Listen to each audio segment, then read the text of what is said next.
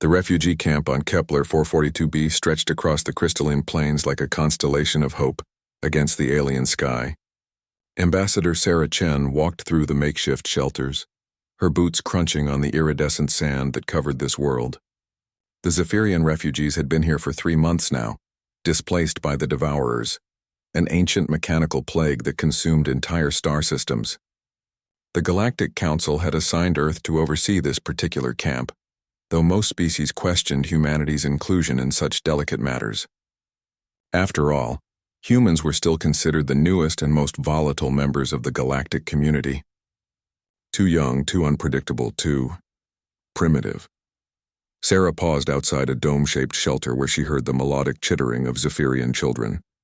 Their species resembled crystalline trees with flowing, translucent appendages that caught the light of 3 distant suns. She had learned enough of their language to understand they were restless, frightened by nightmares of the machines that had torn their world apart. A small Zephyrian emerged from the shelter, barely reaching Sarah's waist, her crystal-like skin flickering with nervous bioluminescence. This was Lyrelay, whom Sarah had met several times during medical checkups. The child's guardian appendages drooped with exhaustion. Ambassador Chen, Lyrelay's translation device, crackled to life. The little ones cannot sleep. They speak of metal teeth in their dreams. Could you tell them a story? Something that might help them rest? Sarah knelt to meet the child's eye level. Zephyrians communicated partially through light patterns, and Lyrelay's glow was dim with fatigue and lingering trauma. What kind of story would help? Perhaps something about heroes defeating monsters? The other species representatives tell us of great warriors and mystical powers, but their stories feel... Lyrelay's translator struggled with the concept. Distant, cold. Sarah nodded thoughtfully. The Altarian delegates had shared epic tales of their crystal sword-wielding champions.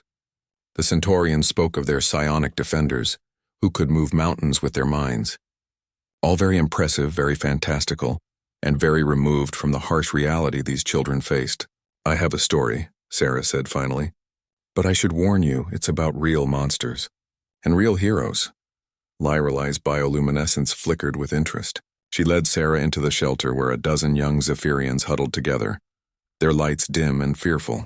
Through the translator, Sarah began. Once, on a world called Earth, there lived creatures who had no crystal skin to protect them, no natural weapons, no ability to fly or breathe in space. They were soft and small and lived very short lives. And on this world there were monsters.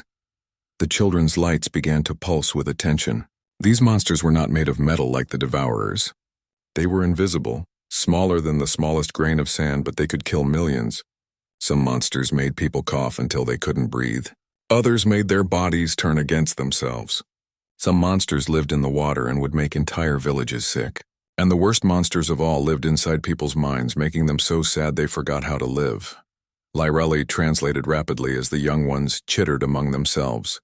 One small voice piped up. How did the soft creatures survive such terrible monsters? Sarah smiled. They learned to fight back.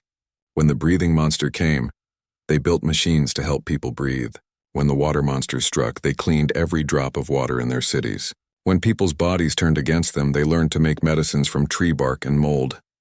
But the mind monsters, another child whispered, how did they fight the ones that lived inside thoughts? That was the hardest battle of all, Sarah continued.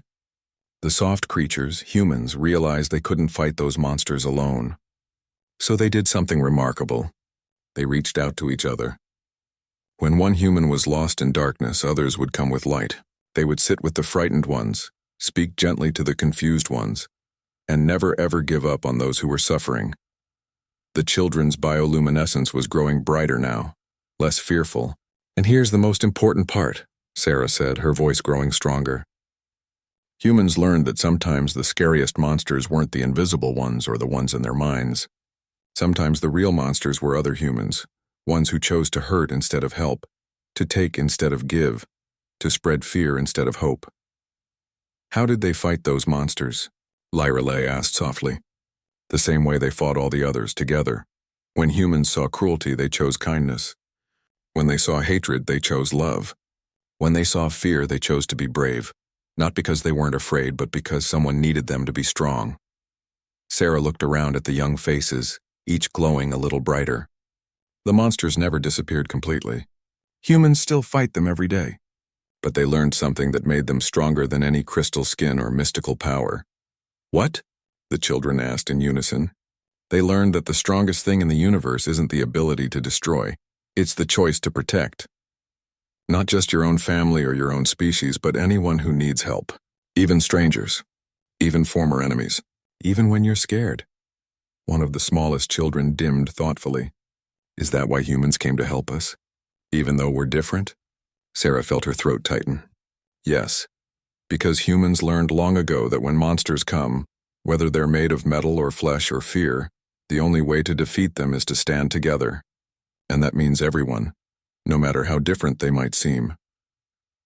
Lyralay's light pulsed in what Sarah had learned was their equivalent of understanding. So humans fight monsters by becoming unmonsters? By choosing to be helpers instead of harmers, Sarah confirmed. Every single day. As the children settled down, their lights dimming toward sleep, Sarah realized something profound. The Galactic Council had assigned humanity to this refugee camp, not because they were the most advanced or powerful species.